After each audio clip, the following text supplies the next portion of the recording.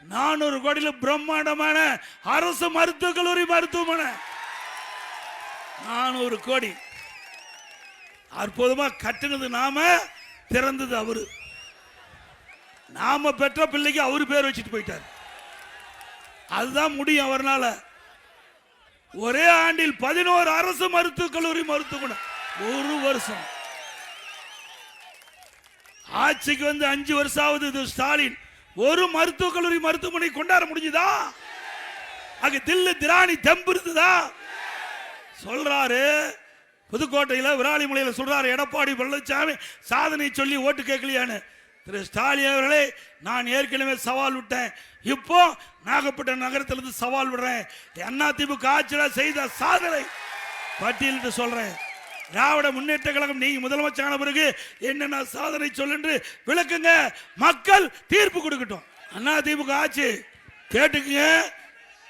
அதிமுக ஆட்சி ஒரே வருடில் 11 அரசு மருத்துவக் கல்லூரி மருத்துவமனை.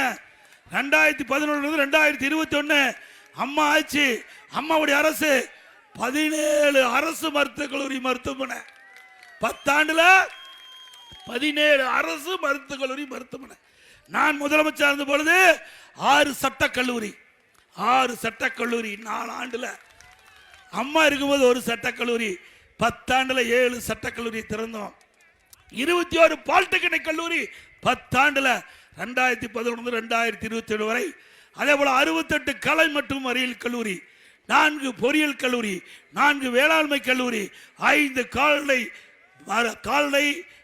மருத்துவக் கல்லூரி, கால்நடை மருத்துவக் கல்லூரி, ஆராய்ச்சி நிலையம், ஒரு மிகப்பெரிய கால்நடை பூங்கா, ஆசியாவிலேயே மிகப்பெரிய கால்நடை பூங்கா சேலம் மாவட்டம் தலைவாசல்ல 1200 கோடியில 1000 ஏக்கர்ல கட்டினேன். முழுக்க முழுக்க விவசாயிகளுக்காக அந்த திட்டம் பயன்படும் என்ற நோக்கத்தில் நான் கட்டினேன். நான் வெளிநாடு போனேன், அமெரிக்காவில் பஃபலோ பால் பண்ணைக்கு போனேன். அங்க அந்த பசுக்கள் வளர்க்கதை பார்த்தேன். அங்க என்னென்னலாம் அவள் கடைப்பிடிக்கிறான் பார்த்து அங்க இருக்கின்ற கால்நடை அதிகாரிடத்தில் கேட்டேன். ஒரு பசு ஒரு நாளைக்கு 65 லிட்டர் பால் கறக்குது. ஒரு நாளைக்கு 65 லிட்டர் பால் கிடக்குது.